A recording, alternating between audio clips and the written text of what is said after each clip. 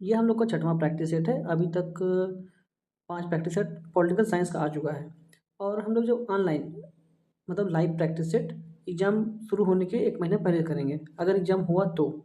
नहीं तो ऐसे हम लोग रिवीजन के लिए प्रैक्टिस करते रहेंगे, 1-2 करके प्रैक्टिस करते रहेंगे।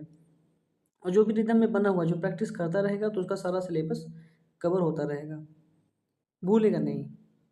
और एग्ज़ाम टाइम में उसको अच्छा खासा फ़ायदा मिलने वाला है, क्योंकि प्रैक्टिस से क्या है कि आप 10 क्वेश्चन नहीं करते हैं, आप 10 क्वेश्चन 10 क्षेत्र से करते हैं, 10 टॉपिक से करते हैं, तो इससे क्या होता है आपका काफ़ी कुछ रिवाइज़ हो जाता है।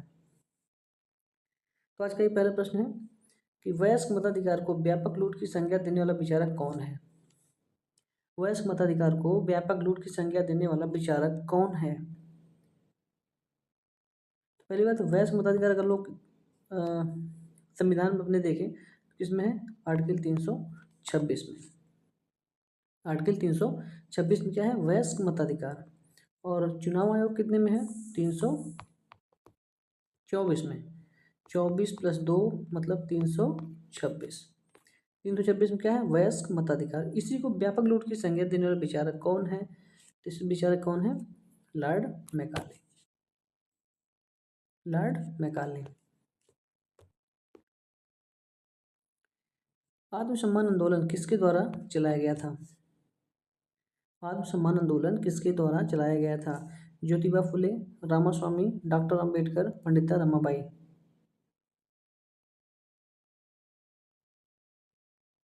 आत्मसम्मान आंदोलन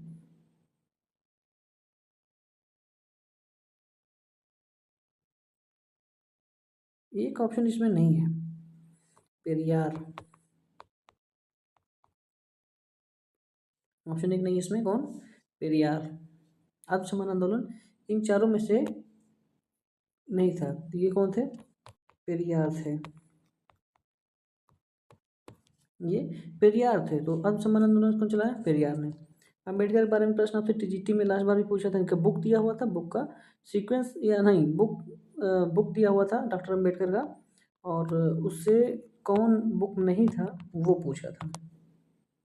कौन सा बुक नहीं है वह प्रश्न पूछा हुआ था अम्बेडकर के बारे में।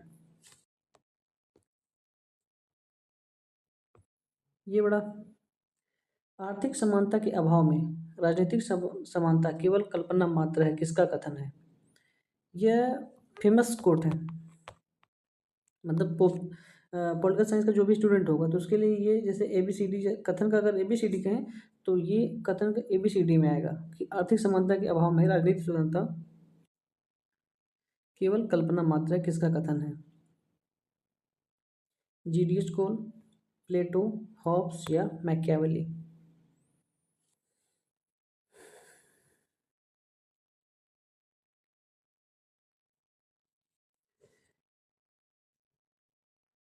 तो कल्पना की बात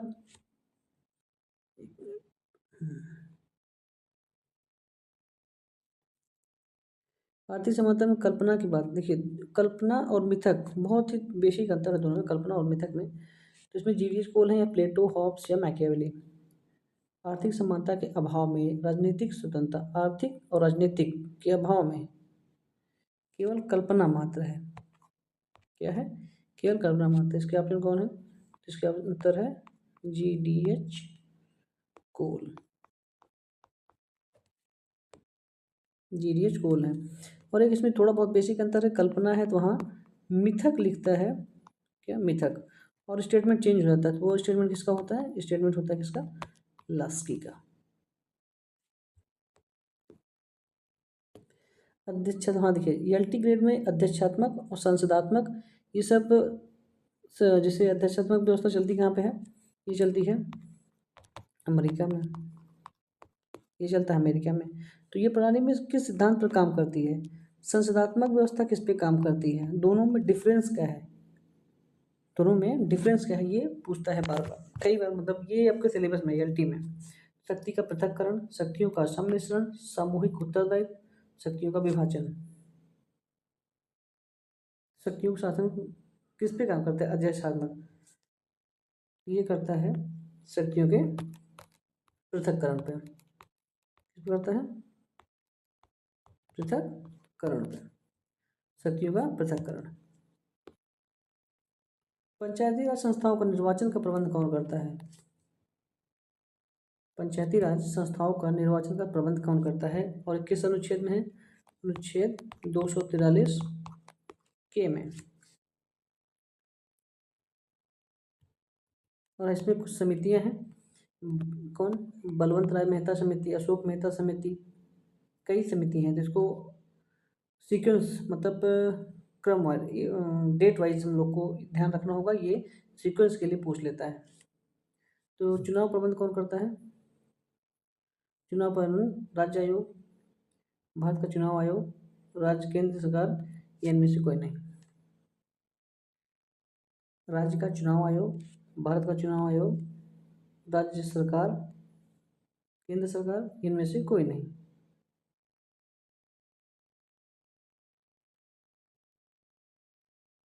पंचायती राज संस्थाओं में प्रबंधन कौन करता है? तो करता है कौन? चुनाव आयोग। वो भी कौन सा? राज्य चुनाव आयोग। ग्राम पंचायत का आरक्षण का प्रावधान है। ग्राम पंचायतों में आरक्षण, यह इंपॉर्टेंट बनता है। ग्राम पंचायत से प्रश्न बनेगा ही बनेगा। तो ग्राम पंचायतों में आरक्षण कहाँ पे है? 243A में, 243D में, 243C में, 243B में। 243C में क्या है? ग्राम पंचायत का गठन ऐसे संबंधित कुछ संबंधित प्रावधान है या फिर संरचना के प्रावधान है। संरचना 243C में। तो आरक्षण किस में है? 243D में।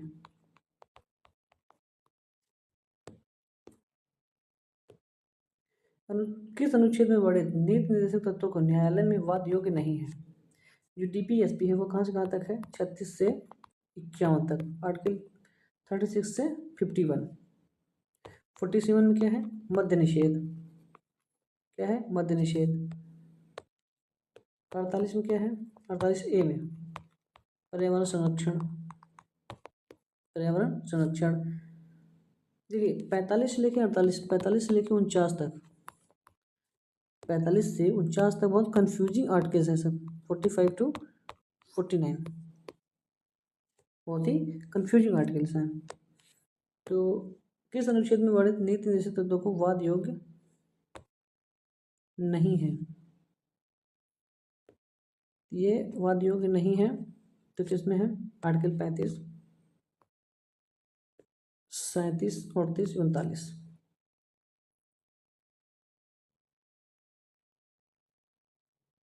तो वाद योग्य नहीं है, ये किसमें है? आर्टिकल 37 में।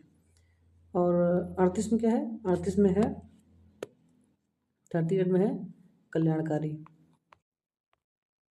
कल्याणकारी राज्य।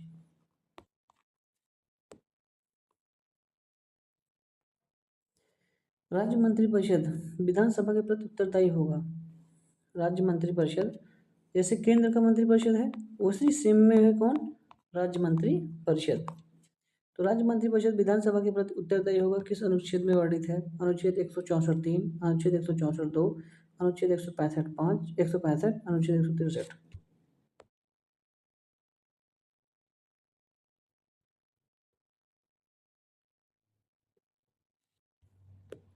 तो इसमें ऑप्शन सही है आपका अनुच्छेद 164(2).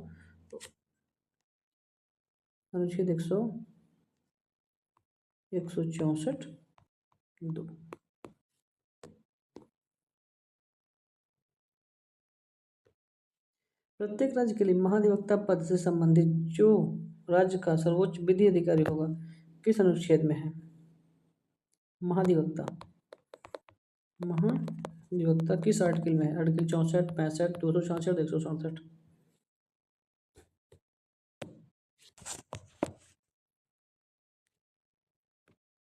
ये है आर्टिकल 165, ऑप्शन बी। देखिए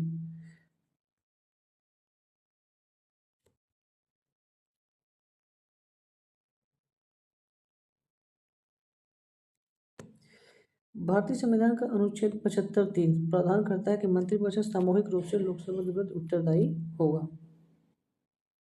ये केंद्र का है तो किसके प्रति? लोकसभा के प्रति। राज्य का है तो वो विधानसभा के प्रति।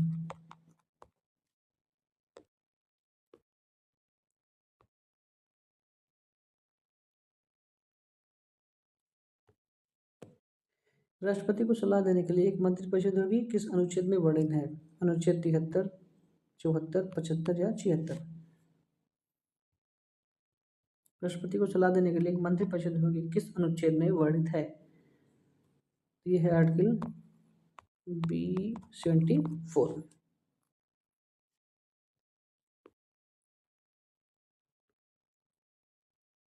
अनुसूची 6 में किस राज्य का नाम नहीं है?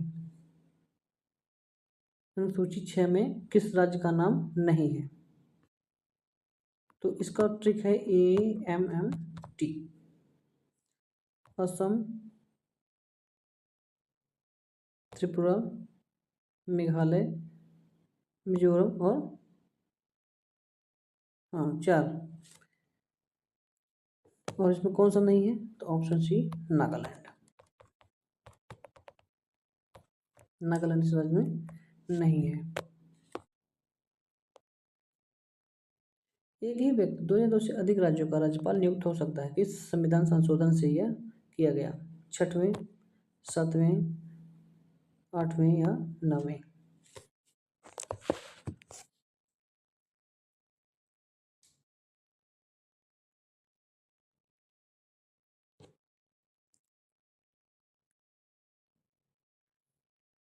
ये हुआ है 7वें से। 7वें संविधान संशोधन से हुआ कि राज्यपाल 2 या 2 से अधिक राज्यों का नियुक्त किया जा सकता है।